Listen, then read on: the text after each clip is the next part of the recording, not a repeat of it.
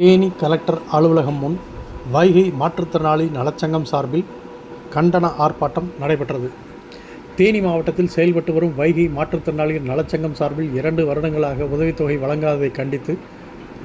தேனி மாவட்ட ஆட்சியர் அலுவலகம் முன் ஏராளமான மாற்றுத்திறனாளிகள் கண்டன ஆர்ப்பாட்டத்தில் ஈடுபட்டனர். இந்த ஆர்ப்பாட்டத்தின் போது தமிழ்நாடு முதலமைச்சர் ஜோசப் விஜய் ஆட்சியமைத்தவுடன் தேர்தல் அறிக்கையில் மாற்றுத்திறனாளிகளுக்கான உதவித்தொகையை உயர்த்தி வழங்குவதாகவும், அதன் அடிப்படையில் மாற்றுத்திறனாளிகளுக்கான மாதாந்திர உதவித்தொகை பதிவு செய்தும் கடந்த 2 வருடங்களாக வழங்கப்படவில்லை என்றும், ஈமச்சடங்கு செலவுத் தொகை மாற்றுத்திறனாளி அலுவலகத்தில் பதிவு செய்தும் தற்போது வரை வழங்கப்படவில்லை என்றும், பராமரிப்பு தொகை அனைத்தையும் வரும் சட்டமன்ற கூட்டத்தொடரில் நிதி ஒதுக்கீடு செய்து விரைந்து வழங்க ஆணை செய்யுமாறு, அரசு அறிவித்த மாற்றுத்திறனாளிகளுக்கான 4% இடஒதுக்கீட்டை அறிவித்ததற்கு நன்றி தெரிவித்து, மேலும் தேனி அரசு மருத்துவக் கல்லூரி மருத்துவமனையில் மருத்துவர் இல்லாததால் நோயாளியும்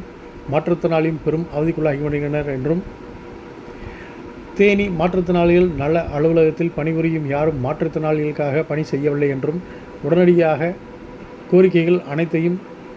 செயல்படுத்த அரசாணை வெளியிட வேண்டும் என்றும் முழக்கங்கள் எழுப்பி கண்டன ஆர்ப்பாட்டத்தில் ஈடுபட்டனர்.